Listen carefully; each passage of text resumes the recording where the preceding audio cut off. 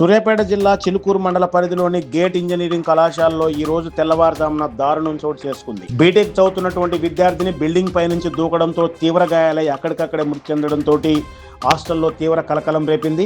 మంచిర్యాల జిల్లా జైపూర్ మండలం పగిడిపల్లి గ్రామానికి చెందిన కృష్ణవేణి ఉగాది పండుగకు ఇంటికి వెళ్లి నిన్న సాయంత్రం తన తల్లితో కలిసి కాలేజీకి వచ్చినట్టుగా తెలుస్తా ఉంది. రాత్రి తల్లితో కలిసి హాస్టల్ రూమ్ లో బస చేసినటువంటి కృష్ణవేణి తల్లి రూమ్ లో ఉండగానే తెల్లవారుజామున బిల్డింగ్ పైకి ఎక్కి ఆత్మహత్యకు పాల్పడడం అనేది చర్చనీయాంశంగా మారింది.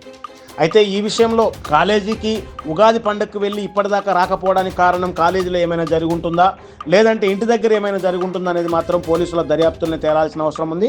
కాలేజీ యాజమాన్యం ఇచ్చినటువంటి సమాచారం మేరకు ఘటనా స్థలానికి చేరుకున్నటువంటి చిలుకూరు పోలీసులు అనుమానాస్పద కేసుగా నమోదు చేసుకొని దర్యాప్తు అయితే ప్రారంభించారు. ఈ దర్యాప్తులో ఈ విద్యార్థి మరణానికి గల కారణాలు ఏంటనేది మాత్రం తెలియాల్సి ఉంది.